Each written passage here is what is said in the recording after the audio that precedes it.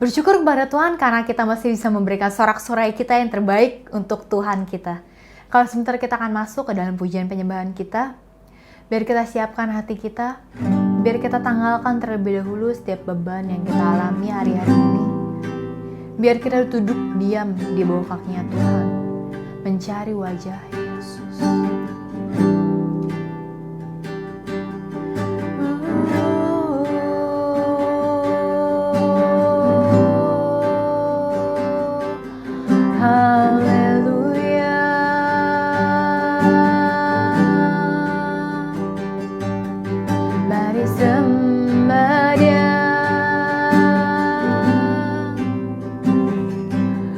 Mari puji Dia,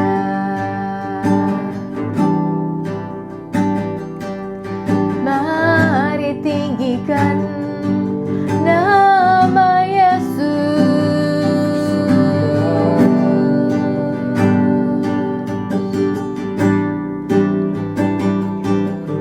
Beri pujian, beri hormat.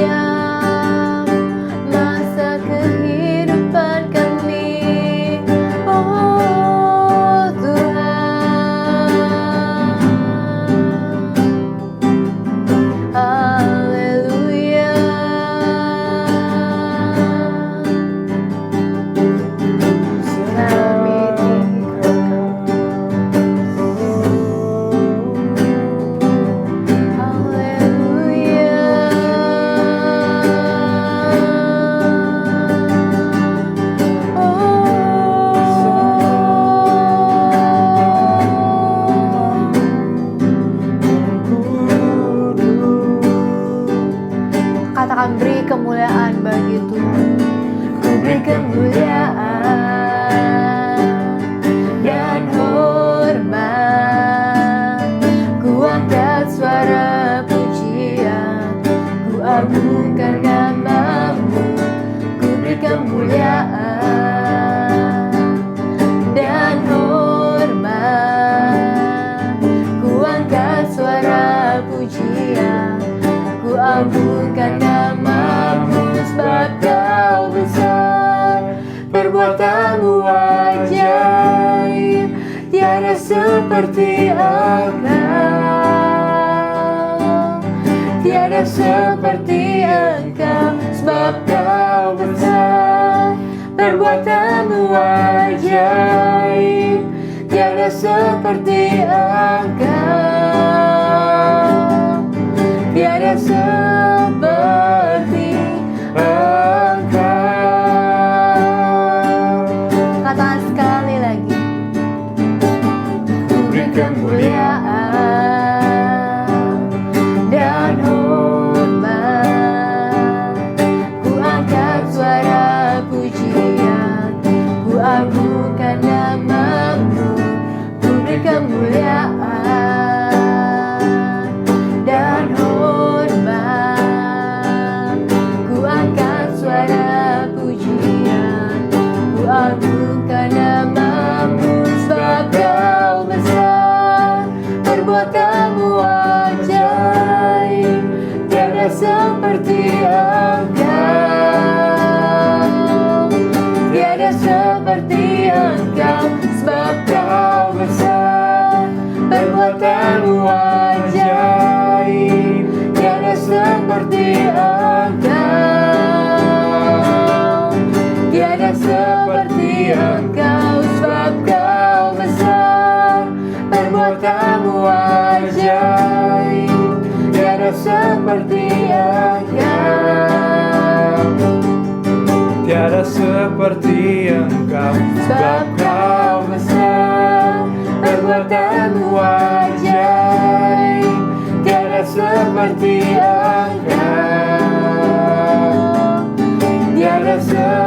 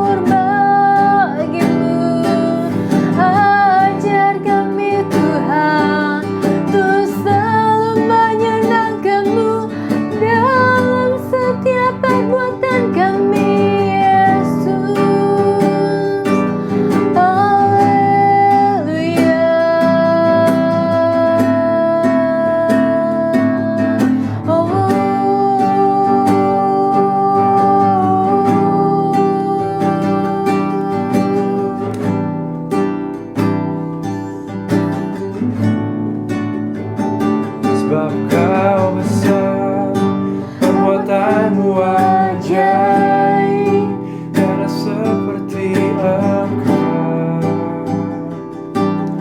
tiada seperti Engkau, sebab Kau besar, perbuatanmu ajaib, tiada seperti Engkau,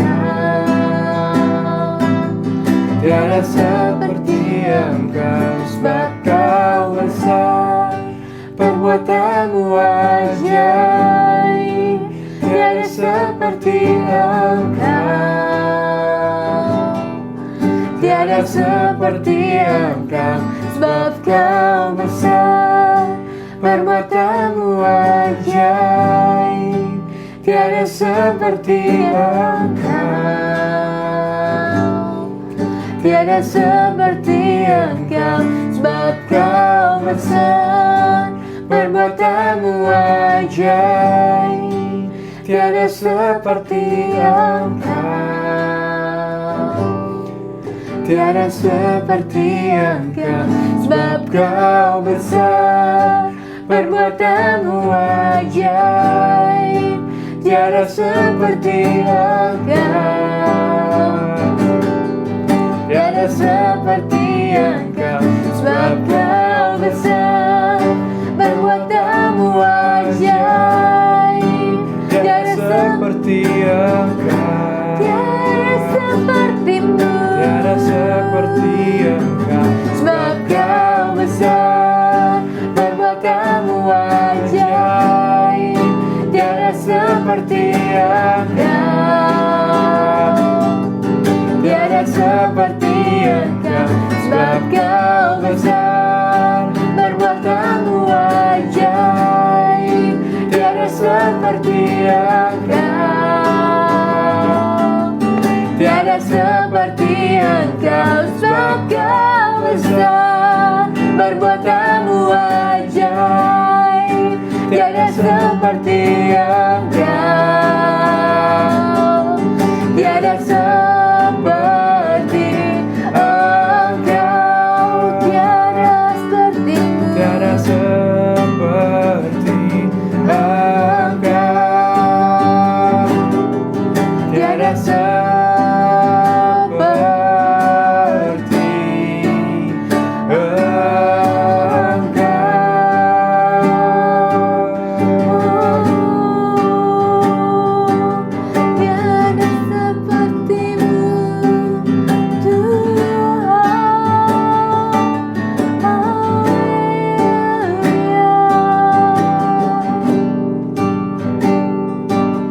tiada yang seperti Kau Tuhan.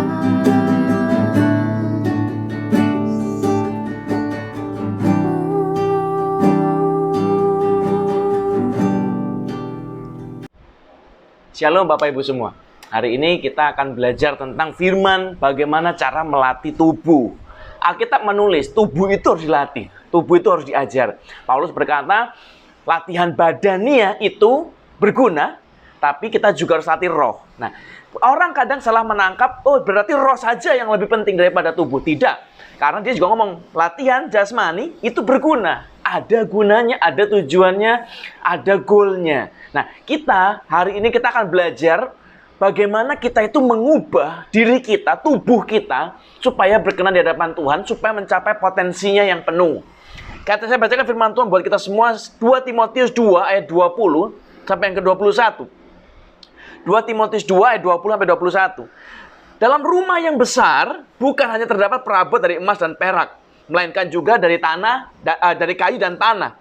Yang pertama dipakai untuk maksud yang mulia, dan yang terakhir untuk maksud yang kurang mulia. Jika seseorang menyucikan dirinya dari hal-hal yang jahat, ia akan menjadi perabot rumah untuk maksud yang mulia. Ia dikuduskan, dipandang layak untuk dipakai tuannya, dan disediakan untuk pekerjaan yang mulia. Jadi dia berkata, di dalam rumah besar itu ada perabotan yang dari emas perak, ada juga yang dari kayu dan tanah. Yang satu dipakai untuk sesuatu yang mulia, event-event besar, untuk sesuatu yang memang kisah sakral, kudus. Yang satunya ya dipakai ya seperti biasa lah. Mau dipakai sambil makan rujak, terserah wis. Jadi berbeda sudahan. Ada di dalam satu rumah ada dua macam perkakas. Perkakas yang mulia dan perkakas yang kurang mulia, kata Alkitab. Nah, Alkitab lalu menulis, kalau jika seseorang menyucikan dirinya dari hal yang jahat, kalau kita menyucikan diri kita, berarti kan kata diri kita, termasuk badan kita, dari hal-hal yang jahat, ia akan menjadi perabot rumah untuk maksud yang mulia. Jadi perabot ini digambarkan sebagai simbol dari tubuh kita. Perabot itu bukan cuma panggilan, bukan, tapi vesselnya nih loh, kita ini loh, Bapak Ibu. Secara jasmaninya kita ini adalah perabotnya. Nah, lalu dia berkata, ia dikuduskan, dipandang layak untuk dipakai tuannya dan disediakan untuk pekerjaan yang mulia. Nah, saya pengen kita mengerti baik-baik. Paulus menulis sesuatu yang sangat penting buat kita mengerti.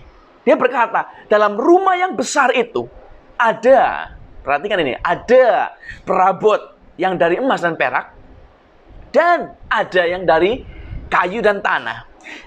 Ayat ini bukan bicara masalah untuk, oh, itu yang mulia berarti kita anak-anak Tuhan.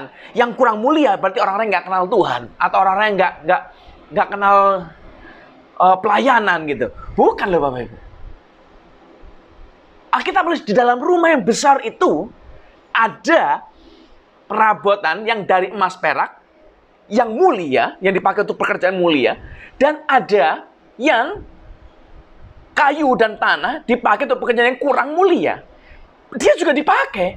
Bukan nggak dipakai loh. Dipakai.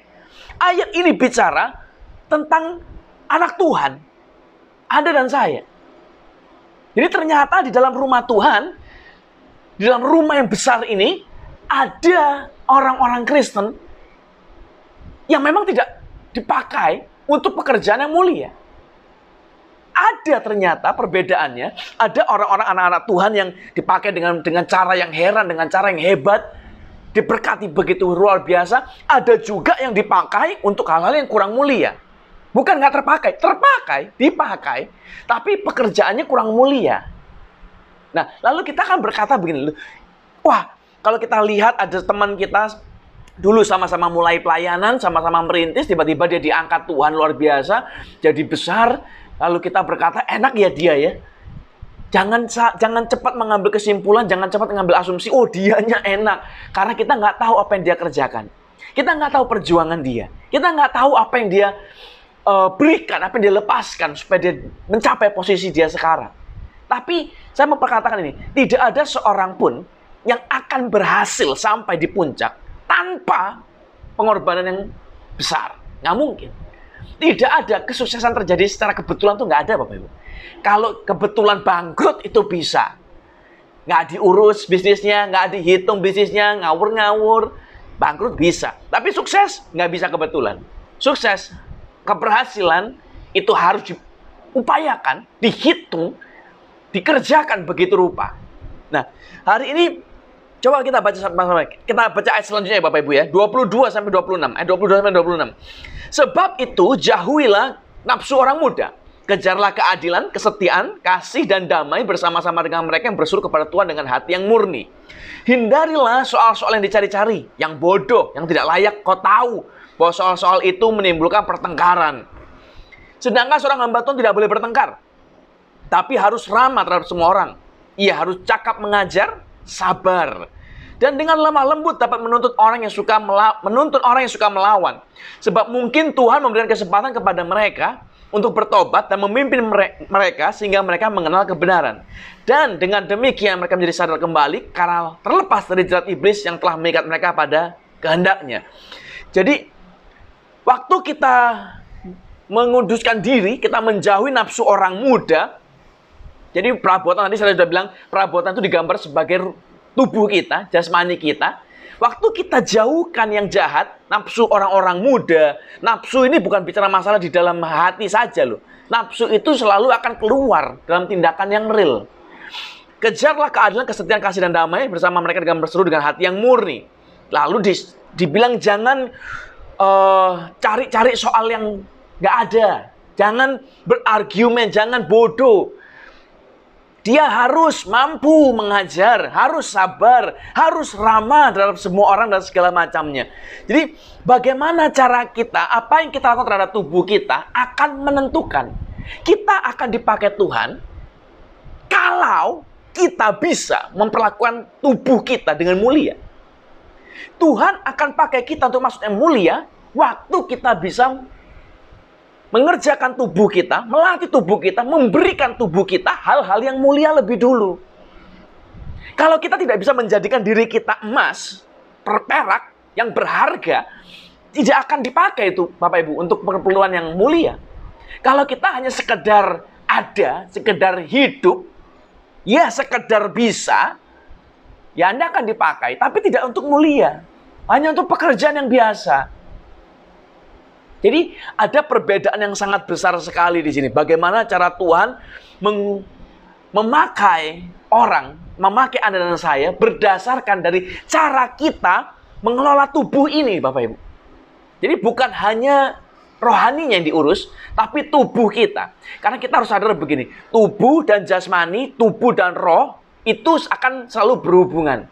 Kalau ada pepatah berkata, mens sana in corpore sano. Di dalam tubuh yang sehat, terdapat jiwa yang sehat. Kalau badannya bagus, jiwanya bagus. Kalau badannya jelek, jiwanya jelek. Kebalikan juga sama. Kalau jiwanya lagi nggak stabil, jiwanya lagi stres, lagi depresi, tubuhnya juga kelihatan, Bapak Ibu. Anda kelihatan lebih tua, Anda kelihatan lebih keriput, lebih segala macam, wajahnya nggak ceria, nggak memancarkan kehidupan dan semuanya. Tapi waktu jiwanya bersuka cita, jiwanya sedang tertawa, jiwanya sedang menikmati kebaikan, secara jasmani kita juga akan melakukan yang sama. Kita akan juga keluar yang sama. Jadi jasmani dan rohani itu berhubungan. Dua-dua ini saling mempengaruhi. Makanya kita diajar, Paulus berkata, latihan jasmani berguna, tapi latihan rohani itu lebih. Bukan berarti satu diambil, satu dibuang. Roh diambil, latihan rohani diambil, latihan jasmani dibuang. Kita baca firman, kita berdoa, lalu yang urusan badan secara jasmani dibuang. Salah, karena dia punya guna. Nah, hari ini, coba perhatikan ya, ayat 21 dia berkata ini, 2 Timotius 2 ayat 21. Jika seseorang menyucikan dirinya dari hal-hal yang jahat, ia akan menjadi perabot rumah untuk maksud yang mulia. Ia dikuduskan, dipandang layak untuk dipakai tuannya, dan disediakan untuk setiap pekerjaan yang mulia. Semua orang harus memilih untuk menyucikan dirinya dari hal-hal yang jahat. Harus. Kalau kita mau dipakai untuk pekerjaan yang mulia, kita mau menikmati berkat yang mulia, kita mau menikmati keadaan yang mulia, ya kita harus membuat diri kita fit in, cocok dengan ini, gitu. Kalau kita mengotori diri kita sendiri dengan hal-hal yang jahat, dengan nafsu orang muda, dengan pornografi, kita nggak akan pernah bisa dipakai untuk hal yang mulia, Bapak Ibu. Kenapa? Karena kita sendiri kotor. Kita sendiri nggak mulia. Jadi kalau kita mau dipakai untuk hal yang mulia, badan kita, tubuh kita harus mulia juga. Kita harus membuat keputusan. Kita harus membuat komitmen untuk menjauhi dari hal-hal yang jahat. Apa yang dilarang Tuhan, kita tahu kok sebenarnya semua. Yang ini boleh, ini nggak boleh, kan kita tahu sebenarnya. Lepaskan. Masalahnya adalah banyak orang tahu itu nggak boleh. Oh, orang tahu itu dosa, tapi tetap dilakukan, Bapak Ibu. Lalu mereka beralasan, ya gimana dong, roh penurut tapi daging lemah. Itu kan alasan saja. Karena kita memang mencintai dosa. Nah, hari ini saya mau berdoa kita ubah baik-baik. Nah, kita akan belajar ada 3 bagian tubuh kita yang harus dirubah dengan sangat signifikan. Harus bukan hanya sekedar dirubah, tapi harus transformasi. Transformasi itu berarti perubahan bentuk, Bapak Ibu. Kalau dari ulat jadi kepompong itu transformasi. Kalau dari ulat warna hijau jadi warna kuning itu bukan transformasi, itu berubah namanya. Bunglon tidak bertransformasi. Bunglon berubah warna. Menyesuaikan warna dirinya dengan keadaan sekitarnya. Tapi transformasi adalah perubahan bentuk, perubahan karakter, perubahan segala macamnya. Ulat, dia makannya sampah. Dia makan daging mati. Dia makan daun. Dia makan yang biasa-biasa saja. Dan dia tidak bisa terbang. Dia selalu jalan dengan perutnya melata kemana-mana. Bentuknya biasanya gemuk-gemuk, jelek, pendek. Tapi begitu dia berubah jadi kupu-kupu, semuanya berubah. Dia tidak lagi jalan di tanah, dia terbang, Bapak Ibu. Kupu-kupu sudah nggak jalan lagi. Tiba-tiba yang awalnya gemuk, pendek, nggak jelas bentuknya, cuman panjang begitu doang, tidak rupawan, tiba-tiba berubah menjadi penuh warna. Warna-warni indah. Dari yang makannya daging kah, busuk yang mati-mati, yang daun dan segala macam, tiba-tiba berubah. Dia tidak lagi makan yang sama, dia makan nektar. Semuanya berubah, itu transformasi. Nah, orang Kristen, Anda dan saya, kita juga harus transformasi. Jadi jangan sama seperti yang dulu. Jadi kalau ada orang kenal kita, jangan berkata, "Loh, Pak nggak berubah ya dari dulu ya. Sama aja begitu. Sama aja jahat, sama aja judes, sama aja jutek." Jangan, Bapak Ibu. Kalau orang sampai lihat kita nggak berubah, berarti ada yang salah dalam hidup Anda dan saya. kita harus berubah. Berubah secara full, transformasi. Nah, 3 bagian tubuh kita yang harus diubah secara transformasi. Yang pertama, 2 Timotius 2:22. Sebab itu, jauhilah nafsu orang muda. Kejarlah keadilan, kesetiaan, kasih, dan damai bersama-sama dengan mereka yang berseru kepada Tuhan dengan hati yang murni. Dalam terjemahan bahasa Inggris dia berkata ini, flee also youthful lust, but follow righteousness, faith, charity, peace, with them that call on the Lord out of a pure heart. Flee also youthful lust. Larilah. Disuruh lari, Bapak Ibu. Terjemahan bahasa Inggrisnya dalam terjemahan bahasa Yunaninya disuruh lari. Jangan diem, larilah. Jadi bukan cuma sekedar menjauhi, tapi larilah, menjauhlah. Dengan sengaja, dengan sadar kita memilih aku akan menjauh. Aku tidak akan datang ke sana. Aku tidak akan tuntun diriku kepada dosa itu. Tidak, larilah. Dan kalau Anda baca di Alkitab, lari kalau kita ngomong lari mesti hubungannya dengan kaki kan. Kan nggak mungkin lari dengan tangan kan. Lari mesti dengan kaki. Kalau Anda baca di Alkitab, Anda akan mendapati orang-orang yang dipakai Tuhan dengan cara yang hebat, yang mulia, itu punya kesamaan, Bapak Ibu. Contoh, Yusuf. Yusuf dipakai Tuhan dari penjara, dari pembuangan, dari budak, dari penjara, diangkat jadi Perdana Menteri dengan cara yang hebat. Tapi apakah mulus? Tidak. Di tengah-tengah itu dia punya pencobaan. Dia di rumah Potifar, dia digoda dengan istrinya Potifar. Lalu kita tahu ceritanya. Lalu larilah Yusuf daripadanya. Dia lari. Dia bukan cuma sekedar, aku nggak mau, tapi diem di tempat. Aku nggak akan ngapa-ngapain, tapi diem di tempat. Ya sama aja. Kita nggak ngapain, tapi dia apa-apain. Intinya, sama saja. Kita jadi jatuh. Kita jadi nggak punya kemuliaan. Kita kotor, Bapak Ibu. Yusuf lari. Daud lari. Coba baca bentar ya. Mazmur 119 ayat 59. Aku memikirkan jalan-jalan hidupku, ini kata Daud, dan melangkahkan kakiku menuju peringatan-peringatanmu. Jadi dia berkata begini, aku memikirkan jalan hidupku nih, dan aku memilih melangkahkan kakiku kepada jalan-jalan Tuhan, kepada peringatanmu. Dia dengan sengaja membuat keputusan kakinya untuk melangkah menuju sesuatu yang rohani, sesuatu yang berkenan di depan Tuhan, sesuatu yang kudus, sesuatu yang suci, sesuatu yang bersih. Dia memilih dengan sangat hati-hati. Nah, perhatikan ini. Bagian pertama yang dirubah secara transformasi dalam hidup kita adalah kaki. Tubuh kita itu adalah diciptakan Tuhan dengan cara yang sangat hebat, canggih, dan unik. Tubuh kita itu luar biasa pintar, Bapak Ibu. Dia punya kecerdasan sendiri dalam tubuh kita. Kalau kita ngomong kaki ya, misalnya ya, kita bicara masalah kaki yang diubah, yang ditransformasi. Bukan 1-2 kali Alkitab menulis, Tuhan membuat kakiku teguh seperti kaki rusa, dan segala macam. Kaki dibuat sebagai simbol untuk menggambarkan bagaimana keadaan kita. Apakah kita akan berdiri teguh sebagai pemenang atau sebagai orang yang kalah? Jangan kakimu goyah karena takut, karena gentar. Tapi kuatkanlah dan teguhkanlah hatimu. Jadi kaki adalah simbol pertama. Kaki adalah fondasi pertama. Kalau kaki kita lemah, kaki kita sakit, kaki kita jahatlah seluruh tubuhnya. Kalau kaki kita melangkah kepada hal-hal yang dosa, ya dosalah tubuhnya. Nah, balik lagi. Kalau kita mau melatih kaki, supaya bertransformasi, kita harus paham, tubuh kita itu punya kecerdasan sendiri untuk beradaptasi.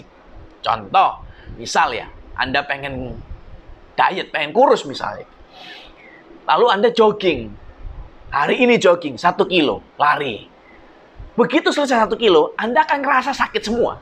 Napas rasanya mau putus. Badan pegel-pegel semua, capek, bawaannya lemes, pengen tidur.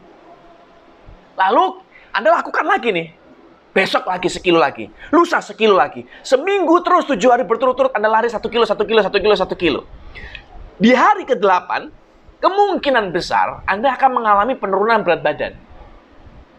Dan Anda akan happy dong. Oh, ternyata joggingku berhasil. Latihanku berhasil, saya jadi lebih kurusan. Tapi perhatikan. Begitu hari ke-8 Anda lari lagi 8 kilo. Hari ke-9 Anda lari lagi 8 kilo. Sampai hari ke-14 Anda lari itu berturut-turut 1 kilo, 1 kilo, 1 kilo setiap hari. Pada saat itu Anda akan menyadari bahwa kemungkinan besar berat badan Anda malah akan bertambah. Nggak mungkin turun.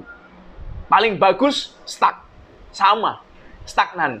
Tapi kalau yang jeleknya, berat badan Anda akan bertambah. Kenapa? Karena beban tubuh kita tidak lagi sama.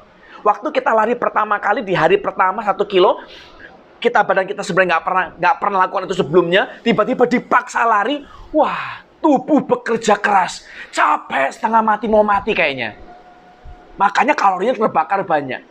Tapi begitu kita terbiasa, sudah sehari, 2 hari, 3 hari, 4 hari, 5 hari, 6 hari, 7 hari, 8, 9, 10, 11 hari, 12 hari, 13 hari, 14 hari, hari ke-14, Anda lari 1 kilo, Anda nggak akan ngos-ngosan. Anda nggak akan capek rasanya. Kaki kita rasanya nggak mau, bukan kayak mau putus. Kita kan biasa, oh ya gampang. Aku udah, oke lah. Dulu capek, sekarang nggak. Kenapa? Karena badan kita beradaptasi. Dan kalau badan sudah beradaptasi, di hari ke-14, dia sudah tidak lagi mengalami beban. Tubuh kita udah nggak diforsir, udah tidak mengeluarkan tenaga lebih. Kenapa? Itu terbiasa. Makanya beratnya jadi naik lama-lama. Makannya sama, atau mungkin makannya tambah banyak, tapi beban tubuhnya makin berkurang.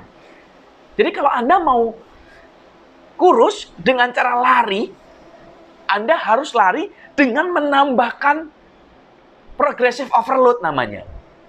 Jaraknya ditambahkah? Setiap berapa minggu, setiap minggu sekali misalnya, jarak ditambah. Dari 1 kilo jadi 2 kilo. Atau beban ditambah, kita bawa ransel kah? Kita kasih pemberat kah? Untuk menolong beban itu supaya terus bertambah. Kalau kita nggak mengalami progressive overload, kita nggak akan pernah bisa berubah, Bapak Ibu. Kenapa? Badan kita begitu hebat beradaptasi. Nah, perhatikan ini. Secara jasmania, tubuh kita itu sangat pintar sekali untuk menyesuaikan kecerdasan dirinya, kecerdasan badan kita itu sangat hebat sekali. Nah, dalam sisi rohani sama. Kalau Anda terbiasa melihat hal-hal yang salah, hal-hal yang jahat, dan kita biarkan kaki kita melangkah ke sana, Anda juga akan terbiasa dengan dosa. Anda akan memakluminya. Ya, semua orang juga begitu. Ada orang di gereja, pelayan Tuhan, pemain musik, Bapak Ibu, tapi dia berkata begini, nonton video porno itu nggak apa-apa, nggak dosa. Kenapa? Lu semua orang juga melakukan kok. Siapa yang nggak pernah nonton video porno? Jadi nggak apa-apa. Itu menurut dia. Dan yang buat saya jadi kecewa, yang membuat saya jadi heran, karena dia ini pelayan Tuhan, ngerti firman loh Bapak Ibu. Tapi karena dia terbiasa membiarkan dirinya jalan kepada pornografi, karena dia mulai menyelaminya, memakluminya, dan dia menyadari bahwa semua orang memang juga sering banyak yang lihat, anak Tuhan juga banyak, orang Kristen juga banyak yang lihat, pendeta mungkin juga banyak yang lihat, jadi nggak apa-apa. Padahal tidak loh. Hanya karena orang lain banyak yang melakukan itu bukan berarti itu benar. Bukan berarti itu baik. Tidak. Dosa tetap dosa. Mau berapapun yang melakukannya dosa. Dan saya mau beritahu, tidak ada dosa yang sepi peminat itu nggak ada. Dosa itu pasti lebih banyak ramenya. Kalau Anda mau pergi ke tempat hiburan malam, sama ke gereja, coba lihat. Pasti lebih ramai hiburan malam. Mesti. Kalau ada tari striptease di situ, pasti lebih ramai daripada ke gereja. Kenapa? Karena nature manusia, kita memang suka dengan dosa. Nah, ini yang harus kita rubah, Bapak Ibu. Jangan biasakan diri kita, kaki kita melangkah menuju kepada dosa itu. Kalau kita melatih, kita mengajar diri kita, kaki kita berhenti. Di depan ada sesuatu yang salah, di depan ada sesuatu yang berdosa, jangan masuk ke sana. Kita juga akan terbiasa untuk stop. Begitu kita di tengah jalan suatu hari, kita mengalami satu keadaan, kita terjebak dengan keadaan yang menjepit, menghimpit, kita juga akan cepat untuk mengambil reaksi lari dari sana. Kenapa? Karena kita terbiasa. Jadi jangan hanya ngikutin terus. Maunya kita apa? Kaki kita harus berubah. Kaki kita harus melangkah kepada kebenaran. firman-Mu terang bagi jalanku. Dia berkata firman itu, Alkitab ini terang bagi jalannya, supaya dia bisa jalan menuju tempat yang benar. Bukan sekedar ngikutin, mengalir. Saya nggak suka waktu ada orang Kristen berkata, gitu, hidup ini seperti air mengalir. Terserahlah Tuhan mau ngapain. Loh, Tuhannya memang terserah mau ngapain. Tapi kita nggak terserah, Bapak Ibu. Kita diatur, kita dituntut untuk hidup benar, hidup suci, menjauhi hal-hal yang salah. Jadi latihlah kaki kita, latihlah diri kita, supaya kita hidup dengan benar untuk menjauhi yang salah. Yang kedua, ayat 23, dia berkata ini, hindarilah hal-hal soal-soal yang dicari-cari, yang bodoh, yang tidak layak. Engkau tahu bahwa soal-soal itu menimbulkan pertengkaran. Jadi jangan argue lagi, jangan sekedar komplain, berdebat untuk hal-hal yang bodoh, hal-hal yang nggak jelas, hal-hal yang nggak layak. Hati-hati, jangan buang waktu, Bapak Ibu. Di bagian lain, Yesaya pasal 6 ayat 6, dia berkata begini, tapi seorang daripada serafim itu terbang mendapatkan aku. Di tangannya ada bara yang diambilnya dengan sepit dari atas mezbah. Ia menyentuhkannya kepada mulutku serta berkata, lihat, ini telah menyentuh bibirmu. Maka kesalahanmu telah dihapus dan dosamu telah diampuni. Waktu Tuhan mau pakai Yesaya, dia nggak bilang begini, berdoalah, puasalah, aku akan pakai kamu. Dia juga nggak berkata, aku akan pakai kamu apapun keadaanmu, aku terima kamu 100% apapun adanya. Tidak ada tuntutan. Aku mengasihimu tidak tanpa batas, tanpa syarat. Jadi aku akan pakai kamu walaupun kamu dosa. Tidak, Bapak Ibu. Waktu Tuhan mau pakai Yesaya, dia kirim malaikat, ambil bara api dengan cepitan dari atas mezbah, ditempelkan ke mulutnya. Supaya apa? Supaya dia ditahirkan. Ia menyentuhkan pada mulut dan berkata, lihat, ini telah menyentuh bibirmu. Maka kesalahanmu telah dihapus dan dosamu telah diampuni. Hanya yang disentuh mulut, tapi kesalahannya dihapus, dosanya diampuni. Dia nggak sentuh tangannya, Bapak Ibu. Dia nggak sentuh kakinya. Dia sentuh mulutnya. Maka dosa itu diampuni. Kenapa? Karena mulut itu punya kuasa.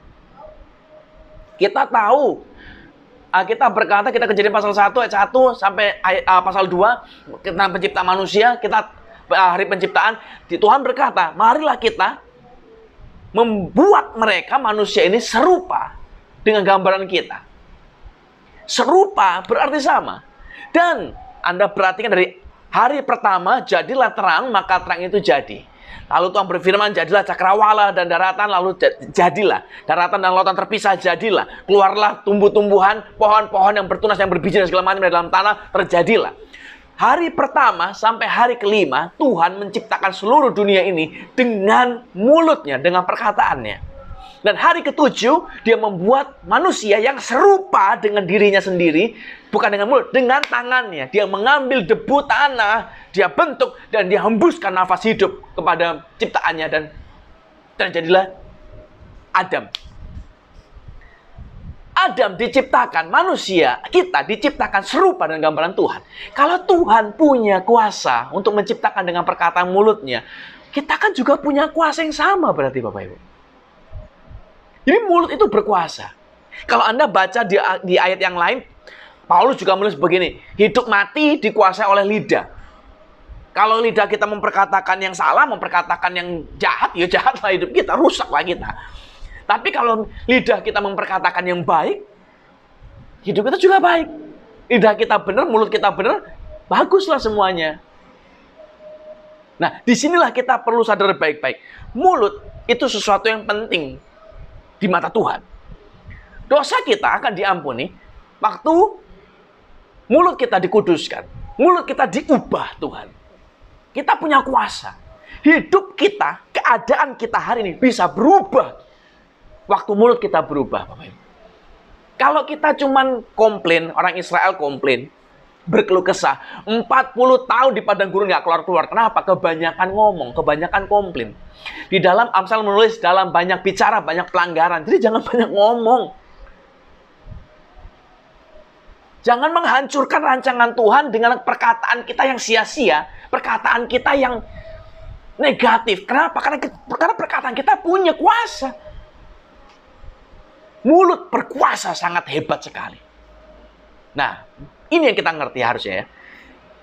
Mulut yang berkuasa dengan sangat hebat ini, itu punya dua fungsi.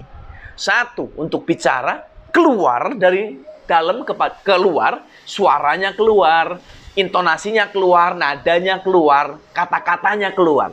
Yang kedua, untuk masuk, yang kita makan. Lubangnya sama, masuknya sama, sumbernya sama, inputnya sama di mulut. Tapi beda output, satunya keluar, satunya ke dalam. Nah, tapi dua-dua ini harus kita ubah, kita transformasi, harus. Cara kita bicara harus berubah. Jangan lagi bicara dengan kata-kata yang panas, kata-kata yang mencaci, memaki, kata-kata yang menyakiti. Tapi berkata-kata dengan kehidupan. Secara jasmani apa yang kita makan sama Bapak Ibu. Tubuh, tadi saya sudah bilang, tubuh kita itu punya kecerdasan yang sangat hebat sekali untuk beradaptasi. Kalau ada orang hari ini yang mengalami obesitas, kegemukan misalnya. Saya mau beritahu ini, tidak ada orang obesitas itu dalam hitungan hari, nggak ada. Minggu lalu saya kurus loh, tiba-tiba hari ini obes. Nggak ada Bapak Ibu. Nggak ada orang obes dalam hitungan hari, hitungan bulan itu nggak ada. Orang obesitas karena hitungan tahun. Selama bertahun-tahun dia makan makanan yang salah, makanan yang kotor, makanan yang nggak sehat. Membuatnya jadinya obes itu. Tubuh kita, kalau kita makan terus-terusan yang begitu, yang berminyak, berlemak, dan segala macam, ya tubuh kita akan beradaptasi. Dia akan simpen semua lemak yang ada, dia akan simpen semua minyak yang masuk, kan nggak bisa keluar. Dia simpen, dan itu jadi namanya sel lemak. Nah, begitu kita setelah bertahun-tahun, kita mengalami obesitas. Lalu hari ini kita berkata, aku mau transformasi, aku mau berubah jadi langsing lagi.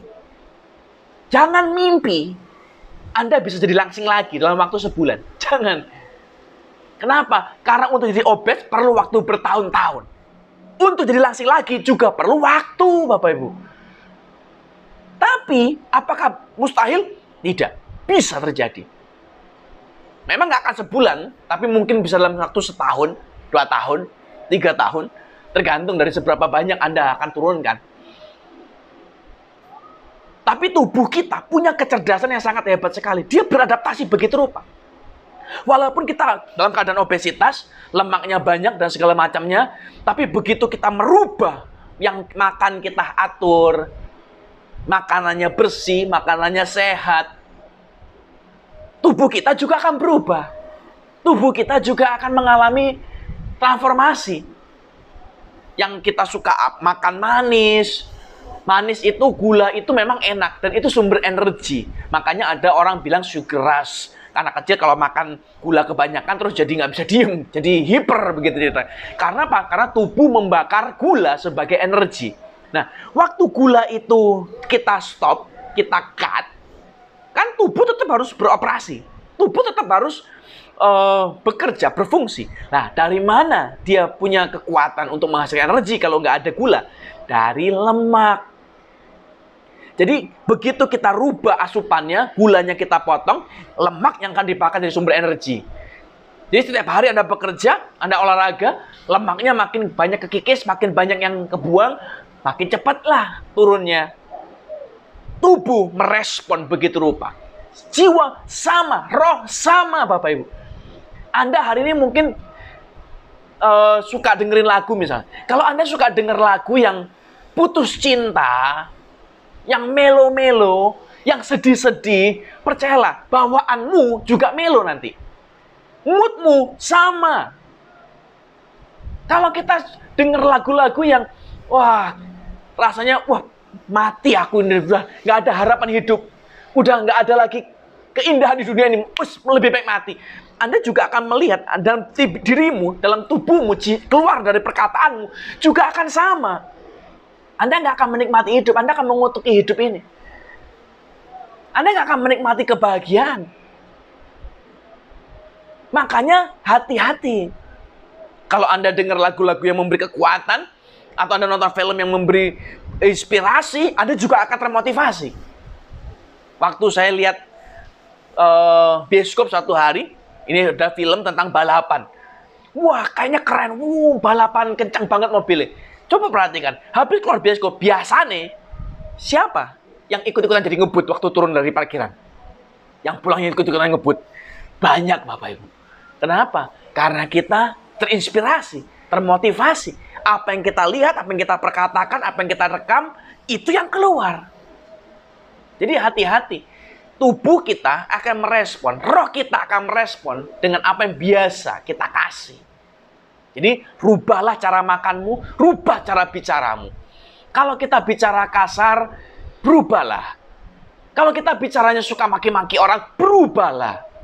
Itu keputusan kok. Jadi jangan berkata, itu karakter, nggak bisa dirubah. Bisa. Jangan juga bilang, saya memang orangnya begini, mulutnya jahat, tapi hatinya baik. Salah. Nggak ada mulut jahat, hati baik, itu nggak ada. Kalau mulutmu jahat, hatimu jahat. Karena kita menulis, apa yang keluar dari mulut, itu keluar dari hati. Kalau hatimu baik, perkataanmu baik, Pak. Jadi berubah. Transformasi hari ini. Bagian tubuh ketiga yang harus dirubah. Tangan. 1 Timotius 2 ayat 8. Oleh karena itu aku ingin supaya di mana-mana semua orang laki-laki berdoa dengan menadakan tangan yang suci tanpa marah, tanpa perselisihan. Jadi satu bagian sebelum dia tulis dari tadi 2 Timotius kan, dia sama tetap kepada Timotius suratnya. Dia ngomong jauhilah nafsu orang muda segala macam. Tapi sebelumnya, satu momen sebelumnya, di 1 Timotius, dia juga menulis, aku mau supaya semua orang di mana-mana laki-laki berdoa dengan menandakan tangan yang suci, tanpa marah, tanpa perselisihan. Artinya, tangan kita harus berubah. Cara kita menyentuh harus berubah. Cara kita bekerja harus berubah. Tangan kita harusnya menolong orang bangkit, bukan mendorong orang jatuh. Tangan kita bekerja menghasilkan sesuatu, bukan merusak. Ada pepatah berkata, atau ada peribahasa berkata, ada istilah ringan tangan, suka nolong. Dia nggak bilang ringan hati. Tidak. Ringan tangan. Kenapa? Karena pekerjaan kita akan dikerjakan dengan tangan. Dominasi semua apapun yang kita kerjakan. Anda mau kerja dalam bidang apapun, terserahlah. Anda mau bidang admin, Anda mau bidang keuangan, Anda mau bidang mekanik, Anda mau dalam bidang masakan, kuliner, Anda mau dalam bidang olahraga, dalam bidang apapun, pekerjaan Anda akan dominan dikerjakan oleh tangan. Bukan oleh kaki. Kita masak, kita nggak pakai kaki. Kita pakai tangan. Kita nulis, kita pakai tangan. Kita ngetik, pakai tangan. Kita nggak pakai kaki, Bapak. Kecuali nggak punya tangan ya. Jadi banyak sekali dominasi pekerjaan kita akan dikerjakan dengan tangan kita. Jadi cara kita bekerja, cara kita menggunakan tangan kita harus berubah. Jangan sekadar ala kadarnya. Kerja, ya yang penting datang, nggak telat, pulang, selesai. Yang penting kita nggak aneh-aneh, selesai. Tidak, Bapak. Give your best. Pekerjaan tanganmu harus yang excellent, yang terbaik. Jadi hari ini berubah. Transformasilah kakimu. Jangan melangkah kepada kejahatan. Jangan melangkah kepada dosa. Tapi larilah. Transformasilah mulutmu. Cara kita bicara. Cara kita berkata-kata. Cara kita makan. Dirubah. Yang ketiga. Transformasilah tanganmu. Cara kita bekerja. Cara kita menyentuh. Cara kita melakukan sesuatu, cara kita melayani, semuanya harus berubah. Saya kasih ada ayat terakhir. 1 Korintus 6 ayat 19. Atau tidak tahukah kamu bahwa tubuhmu adalah bait Roh Kudus yang diam di dalam kamu? Roh Kudus yang kamu peroleh dari Allah. Dan bahwa kamu bukan milik kamu sendiri. Sebab kamu telah dibeli dan harganya telah lunas dibayar. Karena itu, muliakanlah Allah dengan tubuhmu.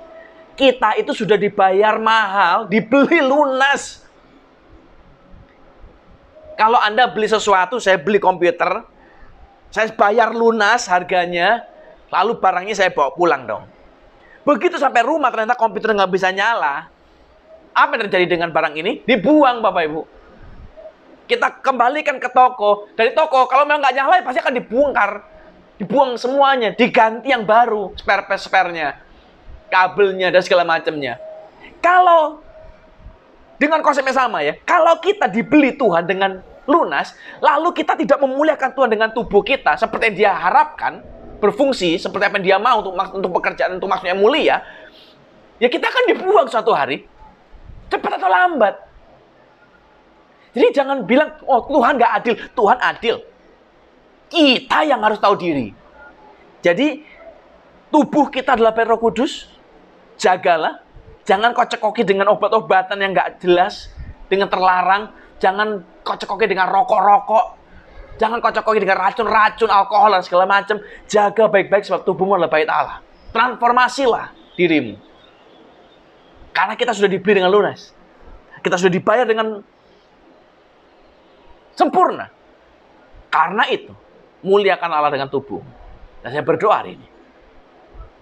Kalau kita bisa transformasi tubuh kita, kaki kita, mulut kita, tangan kita.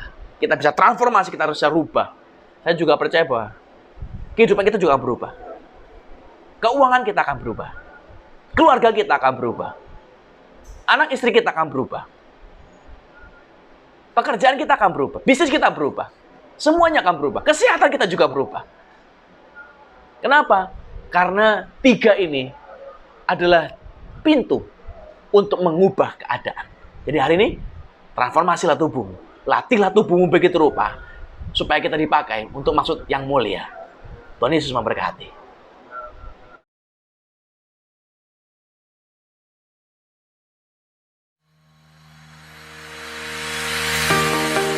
Terima kasih sudah beribadah bersama-sama di minggu ini. Kami mengundang kembali Bapak Ibu Saudara semuanya hadir dalam ibadah online minggu depan jam 10 pagi dengan tema yang baru yaitu Endure Well dengan judul khotbah In Hardship. Ikuti dan berinteraksi dengan sosial media Gereja GBI Kayalim dalam akun-akun yang tertera berikut ini. Untuk perpuluhan dan persembahan bisa ditransfer melalui rekening BCA atas nama GBI Kayalim dengan nomor yang tertera berikut. Untuk konseling, dukungan doa, dan informasi seputar kegiatan gereja kita bisa menghubungi sekretariat di nomor berikut ini. Terima kasih sudah menyaksikan Kayalim News minggu ini.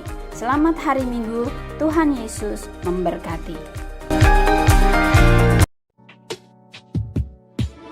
Hanya satu katamu yang ku perlukan. Firman-Mu menentukan seluruh hidupku. Yang tiada kau jadikan